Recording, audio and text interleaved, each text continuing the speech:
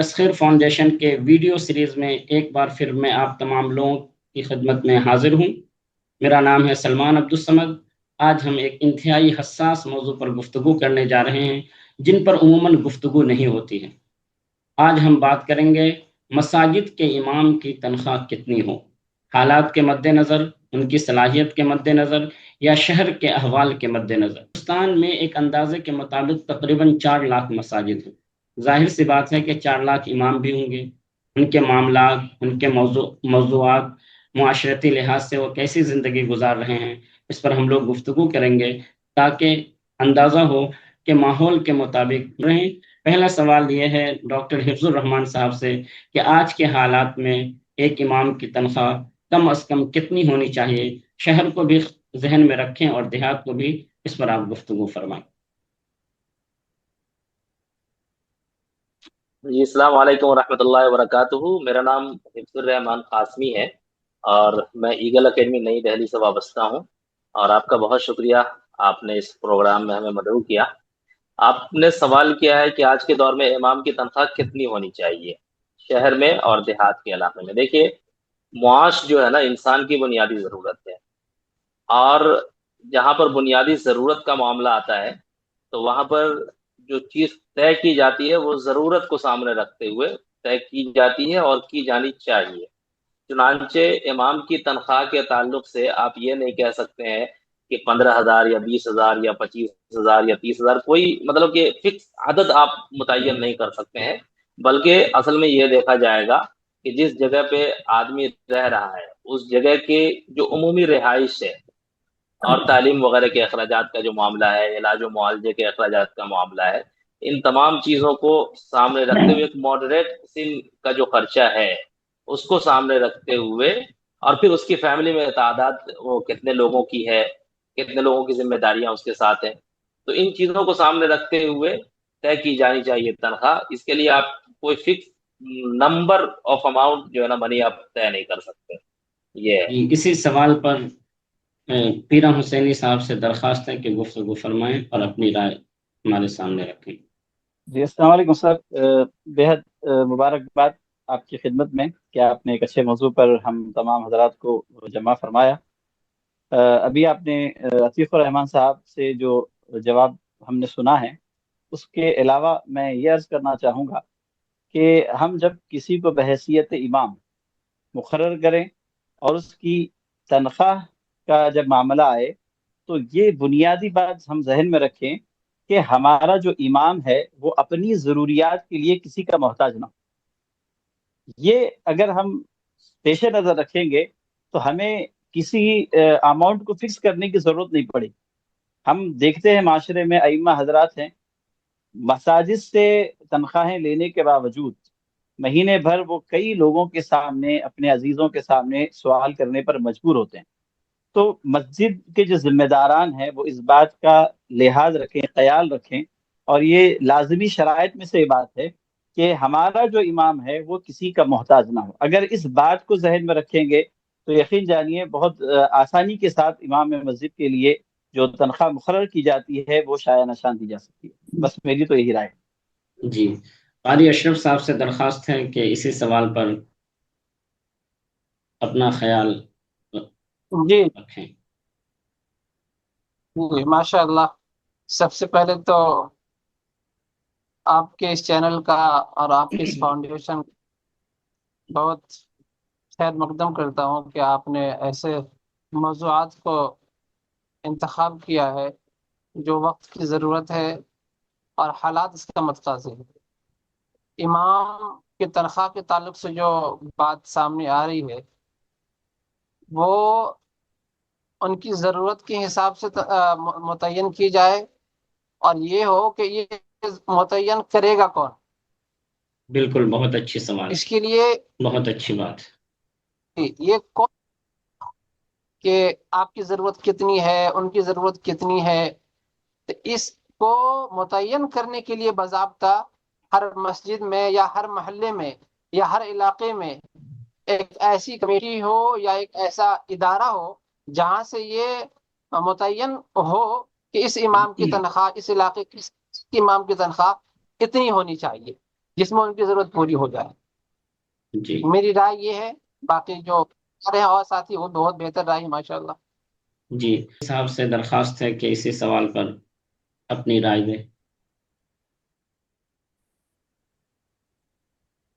مختلف آراء آئی ابھی آپ کے سامنے کہ ائمہ کی تنخواہ کیا ہونی چاہیے. بعض حضرات نے شہر کی قید لگائی ہے اور بعض حضرات نے ضرورت کے تعلق سے گفتگو کی ہے کہ ضرورت جو ہونی چاہیے اس کے لحاظ سے تنخواہ ہونی چاہیے. ہمیں یہاں پر یہ بھی دیکھنا چاہیے کہ ہندوستان میں جو منیمم ویج ہے بالکل جو قانونی طور درست. پر ہوتے ہیں، جیسے ابھی اربن اور رورل دیکھیں، جیسے کرناٹک کی مثال لے لیجیے. جی جی بنگلورو میں جو منیمم ویج ہے تقریباً 28,000 ہے، اور میں جہاں بنگلور میں رہتا ہوں یہاں 21,000 کے قریب منیمم ویج ہے.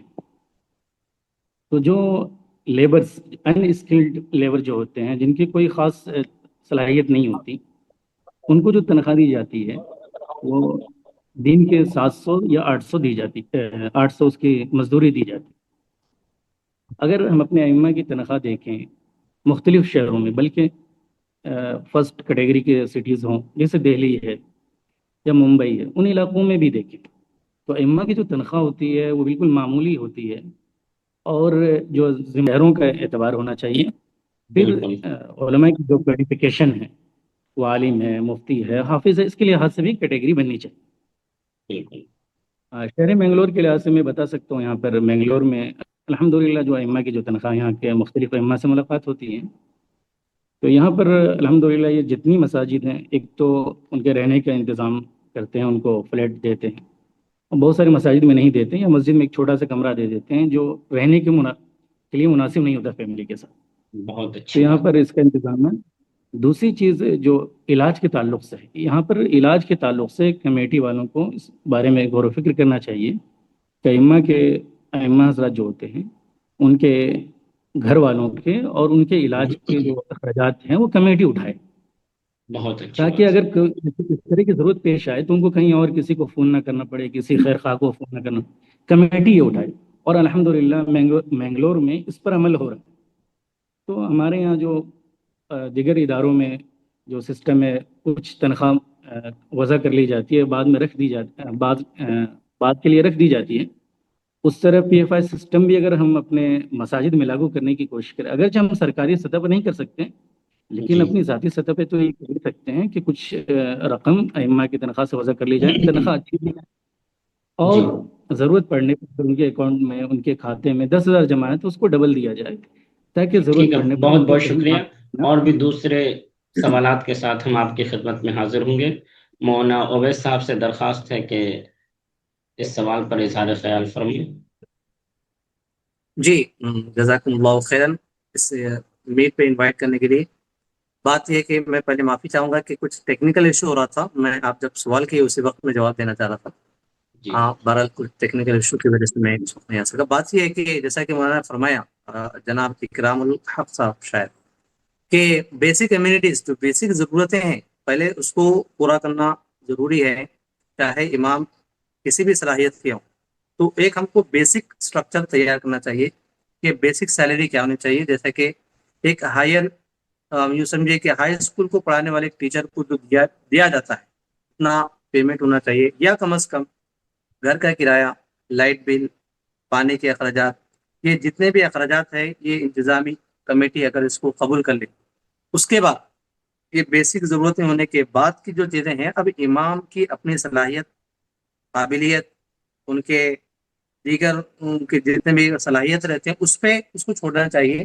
بیسک ہم کو طے کرنا چاہیے، اور اس کے لیے جتنے بھی انتظامی کمیٹیاں ہیں، اور خاص طور پہ اس میں چونکہ مسالک الگ ہوتے ہیں، اس کا ایک بورڈ بنا کر ہر مسلک کے ایک بورڈ میں یہ ہم بتائیں کہ اتنا بیسک پیمنٹ ایک امام کو ہونا چاہیے ان کی صلاحیت سے قطع نظر. اب اس کے بہت بعد اچھی جیسے بات جیسے ہے. ان کی صلاحیتیں، ڈگریاں ہوں گی، اس کے حساب سے طے کرنا کہ مناسب آئے گا. جی بہت بہت شکریہ. بہت اچھی بات یہ ہے ماشاء کہ اللہ، بنیادی ماشاء اللہ. تنخواہ تمام اماموں کی برابر ہونی چاہیے. جو آپ نے بات کہی جیسے ایک جی بیسک ہے، یہ تمام اماموں کی تنخواہ برابر ہونی چاہیے. اس کے بعد شہر، صلاحیت، ان تمام کو مد نظر رکھتے ہوئے اس میں اضافہ होना चाहिए। ये बहुत अच्छी बात है, क्योंकि किसी न किसी सतह पर आकर हमें कुछ न कुछ रकम मुकर्रर करनी होगी। अगर हम रकम मुकर्रर जी नहीं करते हैं तो वरना तमाम लोगों के मामलात बिल्कुल अलग होते हैं, और किसी के घर में कुछ जी है तो ये बात दिल को लगती है कि बेसिक तो होनी ही चाहिए, चाहे शहर कोई भी हो। लेकिन इसके अलावा अगर शहर बेंगलोर की तरह हो, दिल्ली की तरह हो तो वहाँ कुछ और हो, अगर देही इलाका हो तो वहाँ कुछ और हो। तो ये बात बिल्कुल समझ में आती है। इसी पर और भी आप लोगों से दरखास्त है कि इजहार ख्याल फरमाएं कि इतनी बातें सामने आई हैं, इन बातों की रोशनी में अगर किसी के जहन में कोई बात हो तो वो हमारे सामने पेश करें। जी अस्सलाम वालेकुम। मैं ये अर्ज जी करना चाह रहा हूँ इस ताल्लुक से कि आज मसाजिद में अइम्मा हजरात की तनख्वाह कम होती है या मुनासिब 10,000 15,000 और होती है, लेकिन उसी तनख्वाह में उनको उनके मस्जिद में जो बच्चे आते हैं मोहल्ले के पढ़ने के लिए उन्हीं को पढ़ाया जाता है। बिल्कुल। अगर मस्जिद की कमेटी या वहाँ के जो आवाम है वो ये तय कर लें कि हमने एक तनख्वाह मुतय्यन कर दी है इमाम साहब की, उसके अलावा जो बच्चे पढ़ने आ रहे हैं मस्जिद में वो सब अपनी अपनी एक फीस मुतय्यन कर लें। जैसे कि 100 रुपये, 200 रुपये, 500 रुपये या 400 रुपये, जो भी एक मुतय्यन करना हो। 50 बच्चे आ रहे हैं, 100 बच्चे किसी मस्जिद में आ रहे हैं, किसी किसी मस्जिद में देखा गया है कि 3 शिफ्ट में 4 शिफ्ट में बच्चे पढ़ते हैं, कोई फीस नहीं होती उनकी। बिल्कुल। और उनका ये जवाब होता है से इमाम की तनख्वाह लेते हैं, लिहाजा हम इनके फीस नहीं ले सकते। जी मेरे समझ में ये है, और आवाम को इस ताल्लुक से बेदार होना चाहिए कि अगर हम ट्यूशन फीस या हिंदी इंग्लिश और दीगर तालीम के लिए दे रहे हैं तो यहाँ देने में कोई हर्ज नहीं है। अगर ये चीज इजाफा हो जाता है इमाम की तनख्वाह में तो मैं समझता हूँ कि बहुत सारी जगह ऐसी है, बहुत सारे अइम्मा ऐसे हैं जिनके मसाइल खुद ब खुद हल हो जाएंगे। बहुत खूब, बहुत अच्छी बात दूसरी आपने बात इसमें फरमाई। जी जी। दूसरी बात इसमें ये है कि हमने देखा है कि बहुत सारे मसाजिद की तनख्वाह कम है लेकिन उनको आज़ादी है वक्त, क्या आप नमाज के वक्त आइए, बाकी कोई सी भी तिजारत कर लीजिए आप। तो इस वक्त की जो कैद है मसाजिद में, अगर इस कैद को भी हटा दिया जाए तो बहुत सारे अइम्मा ऐसे हैं माशाअल्लाह जो अपने बलबूते पे बहुत कुछ कर सकते हैं और बहुत कामयाब माश बना सकते हैं वो मस्जिद में रह जी के भी।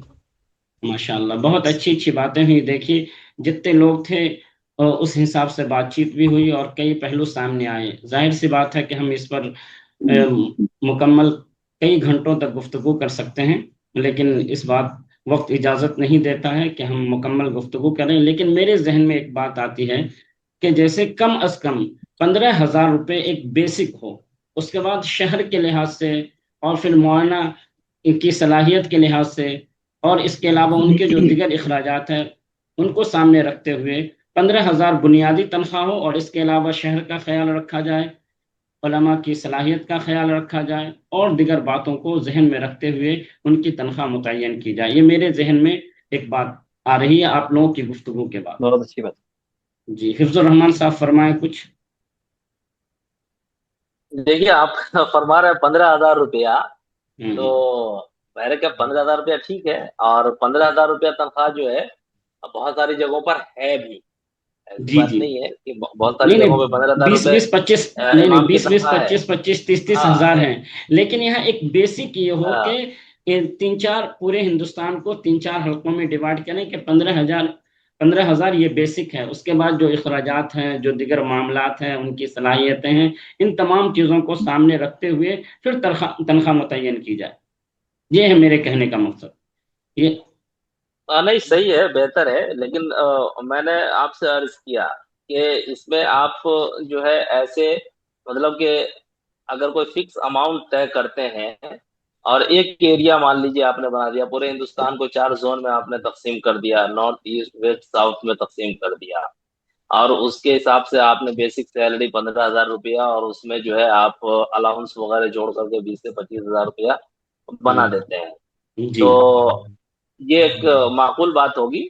लेकिन ये है कि अलाउंस उसमें होना चाहिए, ٹھیک ہے، بالکل اور اس میں بالکل بالکل پرسنٹیج کا جو حساب چلتا ہے جی اس جی حساب سے ہونا چاہیے. ایسا نہ ہو کہ اپنے من سے من میں آیا تو 1,000 روپے ہم نے جوڑ دیا یا 2,000 جی روپے جی اس میں جوڑ دیے، اس نام پہ اس نام پہ. ایسا نہیں ہونا جی چاہیے، جی جی بلکہ بالکل بالکل ہاؤسنگ الاؤنس مثال کے طور پہ، اور پھر مہنگائی بھتہ ہے، ڈیئرنیس الاؤنس وغیرہ، ان ساری چیزوں کو جوڑ کر کے مطلب کہ تنخواہ، ایک ساتھی نے ابھی یہاں پہ کہا کہ تنخواہ کم از کم کل ملا کر کے اتنی ہونی چاہیے کہ ایک امام جو ہے وہ دوسروں کے سامنے اپنی ضرورت پیش کرنے سے بے نیاز ہو جائے.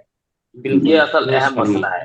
اسی طریقے سے ایک دوسرے ساتھی نے بھی یہ بڑی اچھی بات کہی، اور اس سلسلے میں امام کے ساتھ ناانصافی ہوتی ہے بہت، کہ ان کے اوپر 2-3 شفٹوں میں ٹیوشن جو مکتب کا نظام لاد دیا جاتا ہے گویا کہ، اور اس کے لیے 1 روپیہ بھی اضافی نہیں دیا جاتا ہے، جی اور جی اوپر سے بالکل. احسان جتایا جاتا ہے کہ بھائی آپ کو اتنی تنخواہ مل رہی ہے تو آپ کو پڑھانا ہی پڑے گا.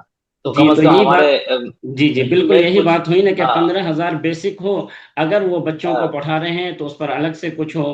اگر ہاں کوئی تو اس کا الگ اگر سے ہونا اگر چاہیے. مقتدی اگر کوئی مقتدی کوئی ڈاکٹر ہیں، اگر وہ کہیں کہ ڈاکٹر صاحب کا علاج ہم کریں گے، تو پھر سمجھ لیجئے کہ جو ڈاکٹری کا جو خرچہ ہے وہ اس سے ہم الگ، یعنی ڈاکٹری کا خرچہ نہیں ہوگا. تو پھر 15 کے بعد ہم یہ دیکھیں گے کہ ایک ڈاکٹر صاحب ان کی خدمت کے لیے تیار رہتے ہیں. تو ان تمام چیزوں کو سامنے رکھتے ہوئے کہ 15,000 ہم سامنے رکھیں، اس کے بعد دیگر ضروریات، اگر مسجد میں نہیں، مسجد میں.